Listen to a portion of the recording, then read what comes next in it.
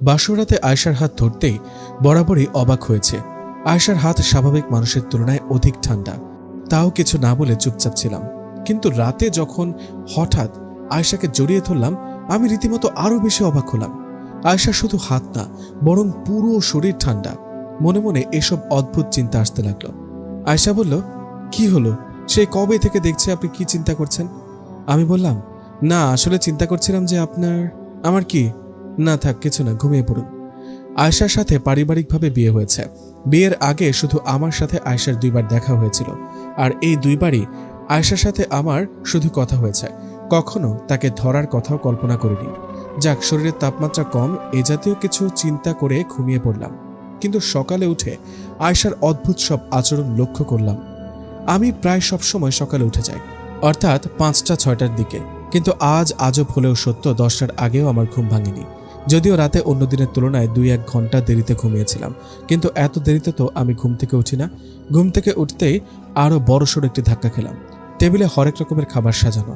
যদি গুনে দেখি তাহলে 30 আইটেমের বেশি হবে। কিন্তু এতগুলো খাবার কে খাবে? ঘরে শুধু আমি আর আয়েশা থাকি। আমার মা বাবা থাকে গ্রামে। বিয়ের পরে তারা বলেছে বৌমাকে নিয়ে শহরে যেতে। তারা কিছুদিন পরে আসবে। এতগুলো খাবার দেখে মনে মনে কল্পনা রাজ্যে ডুব দিলাম। একটা মেয়ের পক্ষে এতগুলো খাবার বানানো সম্ভব? আয়েশার প্রত্যেকটা কাজ আমাকে রীতিমতো অবাক করছে। আয়েশা বলল, কি হলো, এভাবে কি দেখছেন? না মানে এতগুলো খাবার কি খাবে? কেন, আপনি খাবেন? আর কোনো কথা হবে না, তাড়াতাড়ি ফ্রেশ হয়ে আসুন, আমি খাবার রেডি করছি। মনে মনে চিন্তা করতে লাগলাম, এই মেয়ের কাজ সব অস্বাভাবিক কেন? শুধু সকালেই নয়, দুপুরে, সন্ধ্যা ও রাতে প্রায় হরেক রকম খাবারের ব্যবস্থা করেছে। সারাদিন শুধু কাজ করলো, একটু বিশ্রামও নিতে দেখলাম না। হিসাব করে দেখলাম প্রায় 16 ঘন্টার অধিক কাজ করেছে। বিষয়টা আমাকে আরো বেশি অবাক করলো। কিন্তু আরেকটি বিষয় জানলে আপনারা অবাক হবেন। মেয়েটি সারাদিন কাজ করে অথচ কিছুই খায়নি। আমি অনেক জোর করেছি খাওয়ার জন্য। যতবারই বলেছি কিছু খেয়ে নাও, সে বলেছে তার ক্ষুধা নেই, তার নাকি কখনো ক্ষুধা লাগে না। এখন শুধু মেয়েটির কথা শুনে অবাক হচ্ছে না, বরং ধীরে ধীরে ভয়ও লাগছে। মনে মনে একটা চিন্তা আসছে, মেয়েটা কি মানুষ নাকি জিন? আর এসব চিন্তা করতে পারছি না। ভয়ের মাত্রাটা অধিক হারে বাড়তে লাগলো। ছাদে গিয়ে জিন নিয়ে কয়েকটি আর্টিকেল পড়তে লাগলাম। জিনদের স্বভাব কেমন হয়? প্রায় প্রত্যেকটা আর্টিকেলেই আমাকে অবাক করছে, কারণ কোনো না কোনো আর্টিকেলের সাথে আয়েশার মিল রয়েছে। একটা আর্টিকেলে বলা হয়েছে জিনেরা দেখতে স্বাভাবিক মানুষের তুলনায় অনেক সুন্দর। এই পয়েন্টটা আয়েশার সাথে মিলে গেল। মেয়েটি দেখতে অসম্ভব সুন্দর। আর্টিকেলে বলা হয়েছে জিনেরা কোনো বিশ্রাম ছাড়াই সারাদিন কাজ করতে পারে। কিন্তু অবাক হলেও সত্য, এই পয়েন্টটিও আয়েশার সাথে মিলে গেছে। আবার কয়েকটি আর্টিকেলে বলা হয়েছে জিনদের কখনো ক্ষুধা লাগে না। এভাবে অনেকগুলো আর্টিকেল পড়েছিলাম, কিন্তু একটা আর্টিকেল সত্যি আমার আকর্ষণ কেড়ে নিল। জিনদেরকে যখন যেটা বলা হয় তারা সেটা করার জন্য প্রস্তুত থাকে। এই আর্টিকেলটি পড়ে আমার মাথায় কিছু বুদ্ধি আসলো। চিন্তা করলাম আয়েশার উপর অ্যাপ্লাই করা যাক। আমি নিচে গিয়ে দেখলাম আয়েশা কাজ করছে। আমি বললাম, আয়েশা একটু এদিকে আসুন। বলুন। সোফায় গিয়ে একটু বসুন। মনে মনে চিন্তা করছিলাম প্রশ্ন করবে কি জন্য বসবো, কিন্তু আমাকে অবাক করে দিয়ে সোফায় বসে থাকলো। আমার কৌতূহল আরো বেড়ে গেল। আমি বললাম, আমার সাথে রুমে আসুন। আমি আয়েশাকে নিয়ে রুমে ঢুকলাম। আমি বললাম, আয়েশা আমাকে একটা গান শোনান। আয়েশা গান গাওয়া শুরু করলো, খুব সুমধুর কণ্ঠ। আমি বললাম, আয়েশা একটু জানালাটা লাগিয়ে দিন। আয়েশা জানালা লাগিয়ে সেখানে দাঁড়িয়ে থাকলো। আমি বললাম, আচ্ছা একটু খুলে দিন। আমি আয়েশার ধৈর্য পরীক্ষা করা শুরু করলাম, কারণ একটি আর্টিকেলে বলা হয়েছে জিনদের অনেক ধৈর্য রয়েছে। আমি বললাম, আয়েশা আবার খুলে দিন, আবার লাগিয়ে দিন, আবার খুলে দিন, আবার লাগিয়ে দিন, আবার খুলে দিন, আবার লাগিয়ে দিন। এভাবে প্রায় অনেকবার বললাম, কিন্তু অবাক করার বিষয়, আয়েশা একবারও বিরক্ত না হয়ে আমার হুকুম পালন করল। সময় যত ঘনিয়ে আসছে আয়েশার প্রতি কৌতূহল আমার ততই বেড়ে যাচ্ছে। আমি বললাম, আয়েশা আপনি এখনই আমার সামনে আপনার শরীরের সমস্ত কাপড় খুলে রাখুন। মনে করলাম লজ্জা পাবে আর বলবে আমার লজ্জা লাগে, আমি পারবো না। কিন্তু আমাকে অবাক করে দিয়ে সে সাথে সাথে সব কাপড় খুলতে লাগলো। আমি বললাম, আরে না না থাক, লাগবে না, আপনি শুয়ে পড়ুন, আমি একটু পরে ঘুমাবো। এই বলে বারান্দায় চলে এলাম। আমার যেন বিশ্বাসই হচ্ছে না এটা স্বাভাবিক কোনো মেয়ে। মনে প্রত্যেকবারই বলছে এই হলো একটি জিন। তার মানে কি আমি কোনো জিনের সাথে বিয়ে করেছি? আচ্ছা, জিনদের বয়স তো অনেক বেশি হয়। আয়েশাকে গিয়ে জিজ্ঞেস করা উচিত ওর বয়স কত। আয়েশা আপনার বয়স কত? আয়েশাকে গিয়ে জিজ্ঞেস করা উচিত ওর বয়স কত। আয়েশা আপনার বয়স কত? এই তো 23। ও আচ্ছা 23। আরে না না, 2300 বছর। এটা শোনার পর মাথা ঠিক রাখতে পারলাম না। মনে মনে চিন্তা করলাম এখন ঘুমিয়ে নি, যা চিন্তা করার আগামীকাল করব। আয়শা বলল, দেখুন টেবিলের ওপর দুধের গ্লাস রাখা আছে, সেগুলো খেয়ে তারপর শুয়ে পড়ুন, তার আগে না। যাক, সুন্দরী বউ এত সুন্দর করে আবদার করেছে, না রেখে পারলাম না। এক ঢোকে পুরো 1 গ্লাস দুধ খেয়ে ফেললাম, কিন্তু দুধের স্বাদ একটু ব্যতিক্রম লাগলো। থাক, হয়তো আমি বেশি চিন্তা করেছি তাই এমন লাগছে। সকালে ঘুম থেকে উঠে দেখলাম আজকেও লেট, 11টা বাজছে। আজকে অফিসে গেলে বস নিশ্চিত রাগ করবে। অফিসে যাওয়ার জন্য বের হব, ঠিক তখনই আয়শা আমাকে আবার অবাক করে দিল। এই নিন টিফিন বক্স আপনার জন্য। এতগুলো খাবার কি শুধু আমার জন্য নাকি পুরো অফিসের সব স্টাফদের জন্য? গুনে গুনে দেখলাম গতকালের থেকে দ্বিগুণ খাবার বানিয়েছে আজকে। মনে মনে চিন্তা করলাম, এমনিতেও আজকে অফিসে লেটে যাচ্ছি, বস বকা দিবে, তার থেকে ভালো বউ এতগুলো খাবার বানিয়েছে, এগুলো যদি নিয়ে গিয়ে বসকে দেখাই তাহলে বস নিশ্চয়ই খুশি হবে। দুটো সিএনজি ঠিক করে খাবারগুলো নিয়ে অফিসে রওনা দিলাম। এতগুলো খাবার দেখে শুধু বস না, বরং আমার সব কলিগরাও খুশি। বস বলল, আমি তো আজকে তোমাকে বকা দেওয়ার জন্য প্রস্তুত হয়ে গেছিলাম, কিন্তু এখন দেখছি বিয়ে করে তুমি আরো ভালো হয়ে গেছো, সবার জন্য খাবার এনেছো, ধন্যবাদ। দুপুরের দিকে লাঞ্চের সময় সবাই আয়শার খাবারগুলো খাচ্ছিল আর তারিফ করছিল। বস বলল, কোন হোটেল থেকে এনেছো? আমি বললাম, আমার বউ বানিয়েছে। বস তো রীতিমতো অবাক, এতগুলো মানুষের খাবার একজনে বানিয়েছে আর সবগুলোই সুস্বাদু। মনে মনে খুশি হলাম, চিন্তা করলাম এভাবেই যদি বউ খাবার বানাতে থাকে তাহলে আমার প্রমোশন নিশ্চিত। অফিস শেষ করে বাসায় ফিরছিলাম, ঠিক এমন সময় আমার হাসিবের সাথে দেখা হয়। হাসিব আমার বন্ধু, 1 মাস আগেই হঠাৎ করে তার সাথে আমার এক রাতে পরিচিত হয়।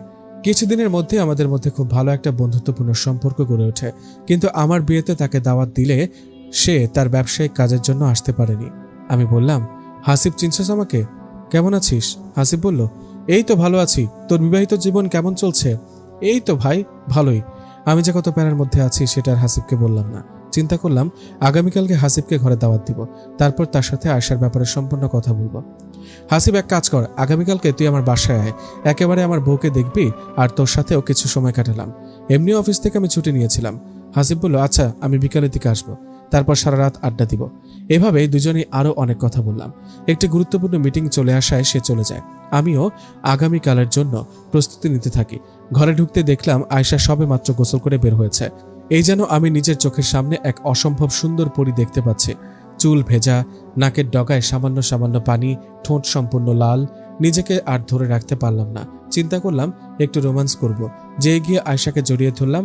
আমি আবার বড় ধরনের শক খেলাম। আয়শার শরীর অনেক ঠান্ডা। আয়শা বলল, দেখুন দুষ্টুমি করবেন না, এইমাত্র অফিস থেকে আসলেন, ফ্রেশ হয়ে আগে খাওয়া দাওয়া করুন। মনে মনে আবার চিন্তা করতে লাগলাম, আয়শা কি জিন নাকি মানুষ? যাক, অত চিন্তা করে লাভ নেই। আগামীকালকে হাসিব আসবে, তার সাথে কথা বলবো। সকালে ঘুম থেকে উঠতেই খেয়াল করলাম আজকে আবারও দেরি করে ফেললাম। বউ আজকে হরেক রকমের খাবার রান্না করেছিল, যার ফলে বসের বকা থেকে আবার বেঁচে গেলাম। চিন্তা করতে লাগলাম, এভাবে হরেক রকমের খাবার রান্না করলে আমার বেতন তো খাবারের পেছনেই চলে যাবে। হঠাৎ করে বোর্ড মিটিংয়ে আটকা পড়লাম। বোর্ড মিটিং থেকে বের হয়ে দেখি আয়শার অনেকগুলো কল। তাই আর দেরি না করে সাথে সাথে বাসার উদ্দেশ্যে রওনা দিলাম। কিন্তু বাসার ভিতরে ঢুকতে যা দেখলাম তা দেখে স্বাভাবিক কোনো মানুষ ঠিক থাকতে পারবে না। মেঝেতে হাসিবের লাশ পড়ে আছে। হাসিবের শরীরের প্রত্যেকটা অঙ্গ কেটে ফেলা হয়েছে। হাসিবের পা দুটো টুকরো টুকরো করে কাটা হয়েছে, হাত দুটো টুকরো টুকরো করে ফেলা হয়েছে, এমনকি শরীরও কেটে 2 ভাগ করে ফেলা হয়েছে। শুধু তাই নয়, হাসিবের যৌনাঙ্গ কেটে তার মুখে ঢুকিয়ে দেওয়া হয়েছে, তার মুখ শরীর থেকে আলাদা করে ফেলা হয়েছে। আর পাশে মেঝেতে পড়ে রইল আমার আয়শা। এরকম ভয়ঙ্কর একটি মুহূর্তে কি করব কিছুই বুঝতে পারছিলাম না। তাড়াতাড়ি আয়শাকে কোলে তুলে নিলাম। বুঝতে পারলাম আয়শা অজ্ঞান। আর 7-5 না ভেবে আয়শাকে হাসপাতালে নিয়ে যাওয়ার উদ্দেশ্যে রওনা দিলাম। হাসপাতালে আয়শাকে তারা স্যালাইন দিল, কিন্তু আজব হলেও সত্য, স্যালাইনের একটি বিন্দু আয়শার শরীরে ঢুকছিল না। ডাক্তার যখন আমাকে এই কথাটি বলল, আমি সত্যি অবাক হয়েছিলাম। মনে মনে অনেকটাই নিশ্চিন্ত হয়ে গিয়েছিলাম আয়শা বোধ হয় জিন। কিন্তু পরক্ষণে আবার হাসিবের কথা মনে হলো, বেচারা কি দোষ করেছিল? তাকে এভাবে মারার কারণ কি? আর কেনই বা তাকে মারলো এভাবে, তাও আবার আমার বাসায়? মনে মনে চিন্তা করছি, কোনো প্রতিবেশী যদি জানতে পারে তাহলে আমার পুরো জীবন শেষ। আয়শার মা বাবা দুজনেই চলে আসলেন। তারা এভাবে আয়শাকে দেখে কান্না করতে লাগলো।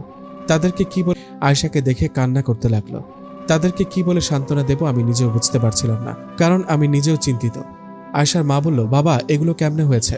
আমি বললাম, আমি অফিস থেকে এসে দেখলাম আয়শা এভাবে পড়ে আছে। একটু পরে ডাক্তার বের হলেন, ভয় পাওয়ার কিছুই নেই। খেয়াল করলাম আয়শার কেবিন থেকে তার বান্ধবী রিয়া বের হলো। সেই বিয়ের সময় তাকে একবার দেখেছিলাম, এ পর্যন্ত আর কখনো দেখিনি। কিন্তু মেয়েটি দেখতেও খুবই রহস্যময়। তেমন কোনো কথা বলে না, সবসময় চুপচাপ থাকে। আমার দিকে এমনভাবে তাকায় যেন এখনই আমাকে খেয়ে ফেলবে। মেয়েটিকে দেখলে আমার ভয় লাগে, কিন্তু এখন চিন্তা করার বিষয় হচ্ছে এই মেয়েটি কবে কেবিনে গেল, আমি তো আয়শার কেবিনের পাশেই দাঁড়িয়েছিলাম। আমি তো খেয়াল করলাম না এই মেয়েটিকে কেবিনে ঢুকতে। মনে মনে চিন্তা করতে লাগলাম, পুরো পরিবার এত অদ্ভুত কেন? পুরো পরিবারকে অদ্ভুত লাগার কারণ রয়েছে। আয়শা এত কিছু হয়ে গেল, অথচ আয়শার আব্বু একটুও কান্না করলেন না, বরং একরকম ভাবে আমার দিকে তাকিয়ে থাকলেন, যেন আমি এসব কাজ করেছি। মনে মনে আল্লাহকে ডাকতে শুরু করলাম। মোটামুটি ধারণা করে ফেললাম যে এই পুরো পরিবারটি জিনের পরিবার।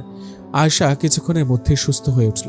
হঠাৎ করে যখন আয়শার বাবা বললেন আমার বাসায় যাবেন, ঠিক তখনই আমার বুকের বাঁ পাশে চিনচিনে ব্যথা অনুভব করতে লাগলো। আয়শার বাবাকে কিভাবে বলবো যে আমার ঘরের মধ্যে একটি মানুষের লাশ টুকরো টুকরো করে পড়ে রয়েছে? আয়শার বাবা বলল, কি হলো, চলো। আমি বললাম, আয়শা আর একটু সুস্থ হয়ে যাক, তারপর যাব। আয়শার বাবা ধমকের সুরে বলল, তোমার এত মাথা ঘামাতে হবে না। আমার মেয়ে সুস্থ হবে নাকি অসুস্থ হবে সেটা আমি দেখব। তোমাকে বলেছি চলো, আর এখনই যেতে হবে। আসলে বাসায় তো আমি আমার পুরো কথা শেষ হওয়ার আগেই আয়শার বাবা সজোরে আমাকে থাপ্পড় মেরে দিলেন। অ্যাটলিস্ট এটা আশা করিনি ওনার থেকে। কোনো কিছু যাচাই বাছাই করা ছাড়া একজন মানুষকে থাপ্পড় মেরে দিলেন। দেখলাম আয়শাও চুপ করে আছে, কিছুই বলছে না। অপমানে চোখ বেয়ে জল পড়তে লাগলো। চিন্তা করলাম যা হবে হোক, তাদেরকে বাসায় নিয়ে যাই, তারপর পুরো ঘটনা খুলে বলবো। কিন্তু বাসায় ঢুকতেই আবার আমি শকড। কিছুক্ষণ আগে যে হাসিবার লাশ দেখলাম সেটা কোথায় গেল? পুরো রুম ছড়িয়ে ছিটিয়ে ছিল রক্ত, কিন্তু এখন কোথাও রক্তের একটি ছিটাফোঁটাও নেই। কোথায় গেল সবগুলো? আরো অবাক করা বিষয় হচ্ছে যে ঘরের মধ্যে আয়শার বান্ধবী রিয়া ও আরেকটি ছেলে রয়েছে। ছেলেটিকে দেখতে একরকম কবিরাজের মতো লাগছে। কবিরাজ না বললেও মোটামুটি ভণ্ড হুজুরদের মতো লাগছে। পুরো শরীরে কম করে হলেও 10 থেকে 12 রকম তসবি পড়ে আছে। কবিরাজ ইশারা করলেন আমাদের সবাইকে ঘরের ভিতরে ঢুকে বললেন, ইনি হলেন কবিরাজ মিজান। মিজান বলল, কালো জাদু মানে কিছু বোঝেন আপনারা? আমি বললাম, হ্যাঁ, একটা সিনেমায় দেখেছিলাম। কথা শেষ করতে না করতেই আয়শার বাবা সজোরে আরেকটা থাপ্পড় বসিয়ে দিলেন। এবার অপমান বোধ হলো না, বরং একটু অবাক হলাম। যাক, অত অবাক হওয়ার কিছু নেই, আমার সিনিয়র মানুষ আমাকে মারতেই পারে। মিজান বলল, এই ঘরের কোনো এক ব্যক্তির ওপর কালো জাদু করা হয়েছে। মিজান তার ব্যাগ থেকে একটি হাড় বের করলো। হাড়টির দুই পাশে লাল লাল কি কতগুলো লাগানো। মিজান বলল, হাড়টি কিছুক্ষণ পর নিজে নিজে ঘুরবে, আর ঘুরে যার কাছে থামবে সেই ব্যক্তির ওপরে কালো জাদু করা হয়েছে। হাড় নিজে নিজে ঘুরতে লাগলো এবং হঠাৎ করে হাড়টি ঘুরতে ঘুরতে আয়শার সামনে এসে থামলো। তার মানে আয়শার ওপরে কালো জাদু করা হয়েছে। মিজান তার ব্যাগ থেকে একটি বোতল বের করলো। বোতলের মধ্যে লাল কালারের কিছু পানি আছে। সাথে সাথে পানিগুলো নিয়ে আয়শার মুখের উপর মারলো।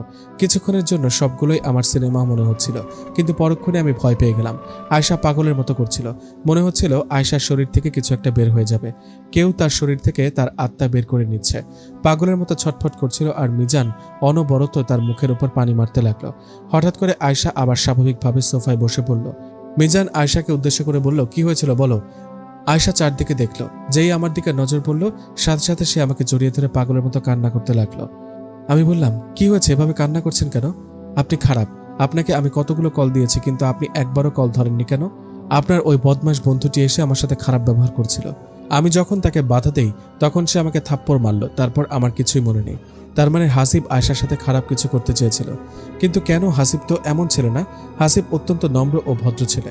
গত 1 মাস আগে যখন হাসিবের সাথে আমার দেখা হয়, তখন হাসিব প্রথম আমার সাথে কথা বলতে ভয় পেলেও কিছুদিনের মধ্যে আমরা ভালো বন্ধু হয়ে যাই। কখনো কোনো মেয়ে নিয়ে কথা বলতে দেখিনি। কিন্তু এখন প্রশ্ন হচ্ছে, হাসিব কেন এমন করবে? মিজান বলল, বাহাদুর, এই মেয়েকে তুমি শুয়ে দিয়ে আসো। আয়শার শরীরের তাপমাত্রা এখন অনেকখানি প্রায় গরম, স্বাভাবিক মানুষের মতোই। মনে হচ্ছে আয়শার শরীর থেকে জিনটি চলে গেছে। মনে মনে একটু খুশি হলাম। মিজান বলল, তুমি কিছু বুঝেছ? আমি বললাম, কিছুই তো বুঝতে পারছি না, কি হচ্ছে? তোমার বন্ধু হাসিব যখন আয়শার সাথে খারাপ ব্যবহার করলো, তখন আয়শার সাথে থাকা জিন তার শরীরের ভেতরে ঢুকে হাসিবকে মেরে টুকরো টুকরো করে ফেললো। আর এই জিন কালো জাদুর মাধ্যমে আয়শার কাছে এসেছে। আমি বললাম, এই কালো জাদু কে করেছে? হাসিব। সত্যি অবাক হওয়ার মতো বিষয়। হাসিব আয়শার উপর কালো জাদু কেন করলো? তার মানে কি হাসিব আগে থেকে আয়শাকে চিনত? আমি বললাম, এই জিন থেকে বাঁচার কি কোনো উপায় নেই? মিজান বলল, অবশ্যই আছে। মিজান ব্যাগ থেকে একটা পুতুল বের করছে, আর সেটা একটু পরপর দেখছে, আর কিছু না বলে পুরো ঘরে হাঁটছে। মিজান হাঁটছে, আর আমি হাসিবের লাশের ব্যাপারে চিন্তা করছি। কোথায় গেল এই লাশ? আর কেই বা মারল হাসিবকে? মিজান বলল, তুমি নিশ্চয়ই হাসিবের লাশের ব্যাপারে চিন্তা করছো, তাই না? আমি কিছু না বলে শুধু মিজানের দিকে তাকিয়ে থাকলাম। হয়তো মিজানও বুঝতে পেরেছে। কিছু চিন্তা করো না, হাসিবের লাশ আমি ঠিক জায়গায় রেখে এসেছি। যেখান থেকে এই জিন এসেছে সেখানেই রেখে এসেছি। কেউ তোমাদেরকে সন্দেহ করবে না। যদি চাও এই জিন তোমাদেরকে চিরদিনের জন্য ছেড়ে চলে যায়, তাহলে তোমাদের 2 দিনের একটি কাজ করতে হবে। আমি বললাম, আয়শার জন্য আমি সবকিছু করতে রাজি, আপনি শুধু বলুন কি করতে হবে। মিজান বলল, 2 দিন তোমাদের থেকে সব মানুষের সাথে সম্পূর্ণ যোগাযোগ বন্ধ রাখতে হবে। তোমাকে একটু বুঝিয়ে বললেই তুমি বুঝে যাবে। 48 ঘন্টার একটি মন্ত্রের কাজ করব। এই 48 ঘন্টায় তোমাদের ঘরে কেউ আসতে পারবে না, বাইরের কোনো কিছু ঘরে প্রবেশ করানো যাবে না। জিনটি যে কোনো মুহূর্তেই তোমার উপর আক্রমণ করতে পারে, তাই তোমার থেকে সবসময় সচেতন থাকতে হবে। আমি বললাম, আজব, আমার উপর আক্রমণ করবে কেন? আমি কি করলাম? মিজান বলল, এখন আমি আর কিছু বলতে পারবো না তুমি কি করেছো। সবকিছু আমি 48 ঘন্টা পরে বলবো। যদি পারো তাহলে আয়শার থেকে একটু দূরত্ব বজায় রাখবে। এই কথা বলে মিজান, রিয়া, আয়শার মা ও বাবা সবাই ঘর থেকে চলে গেলেন। আমি মনে মনে চিন্তা করতে লাগলাম, এই যেন কোনো হরর মুভি দেখছি। কোনোদিনও এসব নিয়ে চিন্তা না করলেও এখন একটু চিন্তা করছে, আর আমার শরীর ভারী ভারী লাগছে। সোফায় বসে চিন্তা করতে লাগলাম কি হচ্ছে আমার সাথে। 2-3 দিনে আমার জীবন সম্পূর্ণরূপে পাল্টে গেল। কিছুদিন আগে যদি এই বিয়েটা আমি না করতাম তাহলে হয়তো এখনো আমি খুব সুখে জীবনযাপন করতাম। কি করব কিছুই বুঝতে পারছিলাম না। 48 ঘন্টার জন্য সবার সাথে সমস্ত কন্ট্যাক্ট অফ রাখতে বলেছে। আমার যতটুকু ধারণা, কালো যদি করা হয় কাউকে পাওয়ার জন্য বা কারো ক্ষতি করার জন্য, তাহলে কি হাসিব আয়শাকে পাওয়ার জন্য এসব করেছে? কিন্তু হাসিব আয়শাকে চিনে কিভাবে? তাদের কি কোনো সম্পর্ক রয়েছে? তাই নিজে নিজে চিন্তা করতে লাগলাম কি হচ্ছে, কেন হাসিবকে মারা হয়েছে, কে এই জিন, আয়শার শরীরে কেন ঢুকেছে, আমাকে কেন মারবে, হাসিব কেন আয়শাকে কালো জাদু করেছে? এতগুলো প্রশ্ন আমার মাথায় ঘুরছিল। কখন যে ঘুমিয়ে পড়লাম আমি নিজে জানি না। হঠাৎ করে দেখলাম আয়শা একটি ধারালো ছুরি নিয়ে আমার বুকের ওপর সজোরে আক্রমণ করলো, আর সাথে সাথে আমি সেখানে মারা গেলাম। সাথে সাথে চোখ খুলে গেল, তার মানে নিশ্চিত এটা স্বপ্ন ছিল। খেয়াল করে দেখলাম আমার শরীর প্রচন্ড ভারী মনে হচ্ছে। ভালো করে চোখ মেলে তাকিয়ে দেখলাম আয়শা আমার গায়ের উপর, আর তার হাতে ধারালো ছুরি। আমি কিছু বুঝে ওঠার আগেই সে ছুরি দিয়ে আমাকে সজোরে আঘাত করলো। আয়শা সজোরে আমাকে ছুরি দিয়ে আঘাত করলো। সাথে সাথে আমি আয়শাকে ধাক্কা দিলাম। ছুরির আঘাতে হাতের কিছু অংশ কেটে গেছে। যেহেতু সোফায় শুয়েছিলাম, আমি ধাক্কা দিতেই আয়শা মেঝেতে পড়ে গেল, আর মেঝেতে পড়ার সাথে সাথে অজ্ঞান। আমার মনে হয় আয়শার ভেতরে জিনটি আবার ঢুকেছে। না, এখন আর অত কিছু ভাবলে চলবে না, মেয়েটিকে তাড়াতাড়ি হাসপাতালে নিতে হবে। সোফা থেকে পড়ার কারণে মেয়েটিও নিশ্চয়ই ব্যথা পেয়েছে। আয়শাকে কোলে তুলে নিলাম। যে হাসপাতালে যাওয়ার উদ্দেশ্যে দরজা খুললাম, দেখলাম রিয়া দাঁড়িয়ে আছে, আর তার সাথে একটি অ্যাম্বুলেন্স। কিছুই বুঝতে পারছি না কি হচ্ছে। রিয়া তো চলে গিয়েছিল, তাহলে রিয়া এখানে কি করছে? রিয়া বলল, এত অবাক হতে হবে না দুলাভাই, আপনি তাড়াতাড়ি আয়শাকে অ্যাম্বুলেন্সে ঢুকান। আমি তো অ্যাম্বুলেন্স আপনার জন্য এনেছিলাম। আমার জন্য কেন? আয়শার আব্বু বলল, দেখো বাবা, অত কথা বলতে নেই, তুমি তাড়াতাড়ি আয়শাকে অ্যাম্বুলেন্সে ঢুকাও। আমি কিছু চিন্তা করতে পারছি না কি হচ্ছে। কিছুক্ষণ আগে আয়শার যে পরিবার দেখেছিলাম, এখন সে পরিবারের সাথে কোনো মিল নেই। যে রিয়া আমার সাথে কখনো কথা বলেনি, সেই রিয়া এখন আমাকে দুলাভাই ডাকছে। আয়শার আব্বু, সে তো কম বেশি থাপ্পড় মেরেছিল, আর এখন আমাকে বাবা ডাকছে। আয়শার কেবিন থেকে একজন ডাক্তার বের হলেন, কিন্তু ডাক্তারকে দেখে অনেক বড় ধরনের ছ্যাঁকা খেলাম। এই ডাক্তার তো দেখতে হুবহু মিজানের মতো, শুধু লম্বা লম্বা চুল আর লম্বা দাড়ি নেই, বাকি পুরোটাই মিজানের মতো। আমাকে দেখে দৌড়ে এসে আমাকে জড়িয়ে ধরল। মিজান বলল, যদি তুমি আয়শাকে ধাক্কা না দিতে তাহলে জানি না কি হতো। আমি মিজানের কোনো কথার উত্তর দিতে পারছি না, শুধু অবাক হচ্ছি। যদি তুমি আয়শাকে ধাক্কা না দিতে তাহলে জানি না কি হতো। আমি মিজানের কোনো কথার উত্তর দিতে পারছি না, শুধু অবাক হচ্ছি। এইসব আমার সাথে কি হচ্ছে? রিয়া বলল, মিজান, তুমি আর দুলাভাই আমার সাথে আসো তো পাশের কেবিনে। একটু পরে 3 জন মিলে পাশের কেবিনে বসলাম। কেবিনে তেমন কেউই নেই, শুধু আমরা 3 জন আছি। রিয়া বলল, দুলাভাই, আপনি নিশ্চয়ই চিন্তা করছেন কি হচ্ছে এগুলো, তাই না? আমি এখনো কিছুই বলছি না, কারণ কিছু বলার মতো ভাষা আমার কাছে নেই। কি জিজ্ঞাসা করব সেটাই বুঝতে পারছি না। দুলাভাই, আমি আপনাকে একদম শুরু থেকে বলি, তাহলে আপনি বুঝবেন। আপনার ওয়াইফ আয়শার একটি যমজ বোন ছিল, যার নাম সামিরা। কথাটা 26শে মার্চ 2019 সালের, আজ থেকে প্রায় 1-1.5 বছর আগের কথা। সেদিন সামিরা ও আয়শা মিলে একটি ট্যুরে যাওয়ার কথা ছিল। যেহেতু দুজনেই সমবয়সী ছিল, তাই দুজনে যেখানে যেত একসাথে যেত। কিন্তু সেদিন হয়েছিল ব্যতিক্রম, আর এই ব্যতিক্রমের ফলেই এক বাবা তার মেয়েকে হারিয়েছে, এক মা তার মেয়েকে হারিয়েছে, আর এক বোন তার ভালোবাসার বোনকে হারিয়েছে, আর আমি আমার প্রিয় বান্ধবীকে হারিয়েছি। রিয়া যা বলছে প্রায় সবকিছু আমার মাথার উপর দিয়ে যাচ্ছে। আমাকে চুপ থাকতে দেখে রিয়া আবার বলা শুরু করলো, সেদিন সামিরা ট্যুরে গিয়েছিল ঠিকই, কিন্তু আর ফেরেনি। আমরা সামিরাকে প্রায় সব জায়গায় খুঁজেছি, কিন্তু কোথাও পাইনি। ঠিক 14 এপ্রিল সামিরার একটি কল আসে, আর তার কলের মাধ্যমে আমরা জানতে পারি টানা 20 দিন তাকে একটি জায়গায় আটকে রেখে ধর্ষণ করা হয়। আর সে ধর্ষণকারীদের ব্যাপারে তেমন কিছুই বলতে পারেনি, শুধু নামটি বলতে পেরেছিল। একজনের নাম হাসিব, আরেকজনের নাম বাহাদুর। বাহাদুর নামটি শোনার সাথে সাথে আমি এক লাফ দিয়ে কেবিনে থাকা বিছানার ওপর দাঁড়িয়ে গেলাম। এই যেন কোনো বাংলা সিনেমার শুটিং হচ্ছে, আর জোর করেই আমাকে ভিলেন বানানো হচ্ছে। আমি বললাম, আপনার মাথা ঠিক আছে? আপনি কি বলছেন? আমি আমার বউ ছাড়া পৃথিবীর সব মেয়েকে বোনের নজরে দেখি। রিয়া বলল, আরে দুলাভাই, পুরো কথাটি তো শুনুন। সেদিন সামিরা বলতে পারছিল না তাকে কোথায় আটকে রাখা হয়েছে। আমরা তার নাম্বার ট্র্যাক করে তার লোকেশনটা খুঁজে বের করেছি, কিন্তু সেখানে গিয়ে দেখতে পেলাম সামিরার নিথর দেহ পড়ে আছে। তার মানে ওই দুজন ধর্ষণকারী সামিরাকে মেরে ফেলেছে। সামিরাকে যে দুজন ধর্ষণ করেছে ওদের দুজনের কাউকে আমরা চিনতাম না, শুধু নামটি জানতাম, হাসিব ও বাহাদুর। তারপর আমরা সেখানে স্থানীয় মানুষদের থেকে খোঁজ নেওয়া শুরু করলাম। সবার মতে হাসিব নামে একজন ছেলে এখানে প্রায় আসতো, কিন্তু বাহাদুরকে কেউ চিনত না। স্থানীয় ব্যক্তিদের মাধ্যমে আমরা হাসিবের একটি ছবি পেয়েছিলাম, কিন্তু বাহাদুরের কোনো ছবি পাইনি। আমরা জানতাম যে এই দেশে যদি আমরা সামিরার ধর্ষণের বিচার চাই তাহলে সেটা কোনোদিনও পাবো না। তাই সামিরা পুরো পরিবার চিন্তা করলো ওই দুই ধর্ষণকারীকে তারা সবাই মিলে শাস্তি দেবে, কিন্তু শাস্তি দেওয়ার জন্য তো আগে ওই দুজনকে পেতে হবে, তাই না? আমরা অনেক খোঁজাখুঁজি করলাম, কিন্তু তাদের দুজনের কাউকে পেলাম না। আপনি যে কোম্পানিতে কাজ করেন সেই কোম্পানিটি আমার আঙ্কেলের। 1 মাস আগে আঙ্কেল জানালো যে ওনার কোম্পানিতে বাহাদুর নামে একজন ছেলে কাজ করে, যার একটা বন্ধু আছে হাসিব নামের। তখন আমরা মোটামুটি ধারণা করলাম হয়তো আপনিও সামিরার ধর্ষণকারী। আর যখন আপনার বন্ধু হাসিবের সাথে আমরা যে ছবিটি পেয়েছি তার সাথে মিলে যায়, তখন আমরা বুঝতে পারলাম যে আপনারা দুজন ধর্ষণকারী। কিন্তু বলে না, পৃথিবীতে একজনের মতো দেখতে 7 জন আছে, কিন্তু কে জানতো এক দেশে এক জেলায় একজনের মতো দেখতে 2 জন আছে, আর তাদের দুজনের নামও একই।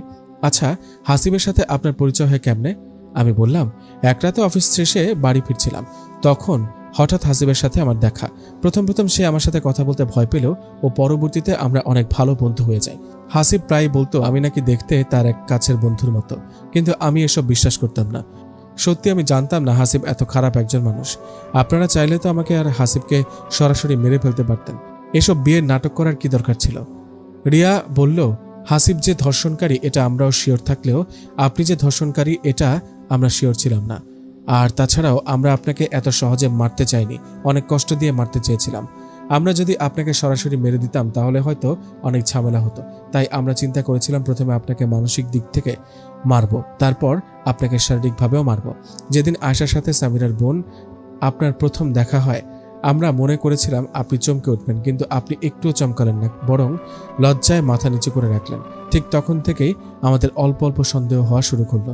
আসলে আপনি কি সেই বাহাদুর নাকি অন্য কেউ? বিয়ের পর থেকেই আয়শার প্রতি আপনার এত কেয়ার, আর গতকালকে যখন আয়শাকে হাসপাতালে ভর্তি করানো হয়েছিল তখন আপনি পাগলের মতো কেবিনের সামনে হাঁটছিলেন। ঠিক তখনই আমার সন্দেহ হয়। সন্দেহটা আরো বেড়ে গেল। আসলে কি আপনি সেই বাহাদুর যে সামিরাকে ধর্ষণ করেছিল? আমি বললাম, তার মানে কি হাসিবকে আপনারাই মেরেছেন? সেদিন হঠাৎ করে আপনার কোনো বোর্ড মিটিং আসেনি, বরং বোর্ড মিটিংটা শুধু ছিল একটা বাহানা আপনাকে আটকে রাখার। আপনার থেকে দাওয়াত পাওয়ার পর হাসিব আপনার বাসায় গিয়ে আয়শাকে দেখে রীতিমতো চমকে ওঠে, কারণ হাসিব জানতো না যে সামিরার আরেকটি যমজ বোন ছিল। হাসিবকে মেরে ফেলার জন্য যখন আয়শা তার কাছে যায় তখন হাসিব নিজেই আয়শার কাছে থাকা ছুরিটি দিয়ে নিজেকে মেরে ফেলে। হয়তো হাসিব সেদিন বুঝতে পেরেছিল তার মৃত্যু অনেক কাছে চলে এসেছে, তাই সে নিজে নিজে আত্মহত্যা করেছে। আমি বললাম, তার মানে আপনারা হাসিবকে মারেননি, ও নিজেই ছুরি দিয়ে নিজেকে মেরেছে আর আপনারা তাকে কেটেছেন? রিয়া বলল, হ্যাঁ, বলতে গেলে এক প্রকার আত্মহত্যা করেছে, কিন্তু হাসিব আত্মহত্যা করেছে এটা যদি আপনি জানতেন তাহলে অনেক বড় ঝামেলা হতো। তাই এই পুরো ঝামেলাটাকে আমরা ভয়ঙ্করভাবে উপস্থাপন করলাম, অর্থাৎ এক বানানো জিনের উৎপত্তি ঘটালাম। আমার জামাই মিজানকে বললাম কবিরাজের মতো সাজতে আর আপনাকে ভয় লাগাতে। কে জানতো আপনি এত ভীতু মানুষ? অল্পতেই ভয় পেয়ে গেলেন, অর্থাৎ এক বানানো জিনের উৎপত্তি ঘটালাম। আমার জামাই মিজানকে বললাম কবিরাজের মতো সাজতে আর আপনাকে ভয় লাগাতে। কে জানতো আপনি এত ভীতু মানুষ? অল্পতেই ভয় পেয়ে গেলেন। আমরা প্ল্যান করেছিলাম সেই রাতে আপনাকে মেরে ফেলবো, কিন্তু আপনাকে মারার আগে আমি আরেকটু শিওর হতে চেয়েছিলাম যে আপনি সামিরার ধর্ষণকারী কিনা। আমি ধীরে ধীরে আবার খোঁজ নেওয়া শুরু করলাম, আর অনুসন্ধানের মতে আমি এটা জানতে পারলাম যে বাহাদুর সামিরার ধর্ষণ করেছিল। গত 6 মাস আগে সে একটি কার অ্যাক্সিডেন্টে মারা যায়। ঠিক তখনই আমরা সবাই বুঝতে পারলাম আপনি সেই বাহাদুর না যে বাহাদুর সামিরাকে ধর্ষণ করেছে। আমরা জানতাম যে আয়শা আপনাকে ছুরি দিয়ে মারবে, তাই আমরা চিন্তা করলাম একেবারে অ্যাম্বুলেন্স নিয়ে আসি। যেই আমরা আপনার দরজার বেল বাজাবো ঠিক তখনই আপনি আয়শাকে সাথে করে নিয়ে দরজা খুললেন আর আমাদেরকে দেখলেন। আমি খুব মনোযোগ দিয়ে রিয়ার সব কথা শুনলাম, মনে হচ্ছে কোনো ছোটখাটো গল্প শুনে ফেললাম। মনের মধ্যে শুধু একটাই প্রশ্ন আসছিল, তাই প্রশ্নটিকে আর না চেপে রেখে রিয়াকে জিজ্ঞাসা করে ফেললাম। আমি বললাম, আচ্ছা তাহলে আয়শার শরীরে যে জিন আছে ওটা আর কি সত্য? রিয়া বলল, আপনি তো এক মহা বোকা দেখছি। আয়শার শরীরে কোনো জিন নেই। কেমনে? আয়শার শরীরটা সবসময় ঠান্ডা থাকতো, তারপর আয়শা বিশ্রাম না নিয়ে অনেকক্ষণ কাজ করত, আয়শা কিছু খেত না। এই সবগুলো লক্ষণ তো পুরোপুরি জিনের সাথে মিলে যায়। রিয়া বলল, দুলাভাই অধৈর্য হলে চলবে না, ওয়েট করুন, আমি আপনাকে পুরো ঘটনা খুলে বলছি। আমরা যদি আপনাকে এমনিতেই বলতাম আয়শার শরীরে জিন আছে, তাহলে কি আপনি বিশ্বাস করতেন? অবশ্য করতেন না, কিন্তু জিনের লক্ষণ দেখাতে হবে, তাই না? আর যার ফলে আয়শা সবসময় তার শরীরে ইনজেকশন লাগাতো। ইনজেকশনটি লাগানোর ফলে মানুষ 16 থেকে 18 ঘন্টা পর্যন্ত ঠান্ডা থাকে। যদিও এটা শরীরের জন্য অনেক ক্ষতিকর, কিন্তু তাও আয়শা তার বোনের ধর্ষণের বিচারের জন্য এটা লাগাতো। আর যখনই আপনি আয়শার কাছে যেতেন, আপনার কাছে তার শরীর ঠান্ডা লাগতো। আয়শা যে হরেক রকমের খাবার রান্না করত, এটা সম্পূর্ণরূপে ভুল। আয়শা কিছুই রান্না করতে জানে না, বরং এইসব খাবার রান্না করে আমরাই পাঠিয়ে দিতাম। আর আপনার মনে হতো আয়শা সারাদিনই কাজ করছে। আচ্ছা দুলাভাই, আপনার কি মনে আছে আয়শা সবসময় আপনাকে দুধ খেয়ে ঘুমোতে বলতো, আর আপনি ঘুম থেকে উঠতে দেরি করে ফেলতেন? হ্যাঁ, আয়শা সবসময় আমাকে দুধ খেয়ে ঘুমাতে বলতো। আয়শা আপনার দুধের গ্লাসে সবসময় ঘুমের ওষুধ মিশিয়ে দিত, যার ফলে 10টা-11টা বাজার আগেই আপনার ঘুম ভাঙতো না। আর ততক্ষণে আমরা আমাদের পুরো প্ল্যান করে ফেলতাম, আর ওই টাইমটা আয়শা বিশ্রাম নিত। তার মানে এত কিছু আমাকে মারার জন্য করা হয়েছিল? আমরা মনে করেছিলাম আপনি সামিরার ধর্ষণকারী, তাই আপনাকে মারতে চেয়েছিলাম। আমি হাসবো কি কাঁদবো কিছুই বুঝতে পারছিলাম না, কারণ রিয়া যদি জানতে না পারতো আমি সে বাহাদুর না যে সামিরাকে ধর্ষণ করেছে, তাহলে নিশ্চয়ই এতক্ষণে আমি 3.5 হাত মাটির নিচে থাকতাম। আমি বললাম, আচ্ছা হাসিবের লাশ কি করেছেন? রিয়া বলল, কি আর করব, যে জায়গাটাতে সামিরাকে ধর্ষণ করা হয়েছে সেখানে গিয়ে হাসিবের লাশ পুড়িয়ে দিয়েছি। না, এই ফ্যামিলি স্বাভাবিক না। আমি আর কিছু শুনতে পারবো না। তাড়াতাড়ি কেবিন থেকে বের হয়ে আয়শার কেবিনে প্রবেশ করলাম। ঘুমন্ত অবস্থায় আয়শাকে কোনো পরী থেকে কম লাগে না। আমি আয়শাকে দেখে এক নজরে চেয়ে রয়েছি। কিছুক্ষণ পরে আয়শা নিজে নিজেই চোখ খুলল, আর চোখ খুলে আমাকে তার পাশে বসে থাকতে দেখে খুবই অবাক হয়েছে। আমি বললাম, কি হলো ম্যাডাম, এতক্ষণ পরে তাহলে ঘুম ভেঙেছে, তাই না? আয়শা কিছু না বলে কিছুক্ষণ আমার দিকে চেয়ে দেখছে, কিছুক্ষণ রিয়ার দিকে দেখছে। হয়তো চিন্তা করছে তার বোনের ধর্ষণকারী তার পাশে বসে আছে কেমনে। তার তো আজকে মরে যাওয়ার কথা ছিল। একটু পরেই রিয়া সবকিছু আয়শাকে বুঝিয়ে বলল। আয়শাও হয়তো বুঝতে পেরেছে।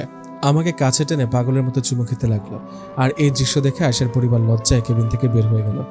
আমিও মোটামুটি লজ্জায় পড়ে গেলাম। আয়শা বলল, কাঁদো কাঁদো গলায় বলল, আমি আসলে জানতাম না যে আপনি। আর কিছুই বলতে পারছে না, শুধুই কান্না করছে।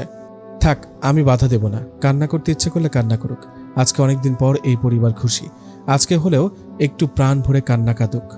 এই পুরো পরিবারের ওপর গত 1 বছর ধরে যে যত কষ্ট গিয়েছে সেটা নিজের কানে না শুনলে বুঝতামই না। একটা পরিবার কতটা কষ্টের মধ্যে থাকলে এভাবে মানুষ মারার পরিকল্পনা করে আমার জানা নেই। সত্যি আমাদের দেশের সিস্টেম দিন দিন নষ্ট হয়ে যাচ্ছে, আর এই সিস্টেম নষ্ট হওয়ার ফলে অনেকগুলো জিনের উৎপত্তি হচ্ছে। যদি আমরা চাই এসব জিনের উৎপত্তি হওয়া বন্ধ হোক, তাহলে এখনই আমাদের সিস্টেম পরিবর্তন করতে হবে। আয়েশার পুরো পরিবার আজকে খুশি, কারণ তারা তাদের মেয়ে, বোন, বান্ধবীর ধর্ষণের বিচার করে ফেলেছে। হয়তো তারা নিজ হাতে একজনকেও মারতে পারেনি, কিন্তু তাও তাদের কোনো আক্ষেপ নেই। বরং দিন শেষে এটা বলেই তারা স্বস্তির নিঃশ্বাস ত্যাগ করবে যে তাদের মেয়ে বা বোন বা বান্ধবীর ধর্ষণকারীরা আর এই পৃথিবীতে নেই। কেবিন থেকে স্পষ্ট দেখা যাচ্ছে যে রিয়া মিজানকে জড়িয়ে ধরে আছে, আয়েশার বাবা আয়েশার মা জড়িয়ে ধরে আছে, আর আমিও আমার জিন থুকু বউ থুকু আয়েশাকে জড়িয়ে ধরে আছি।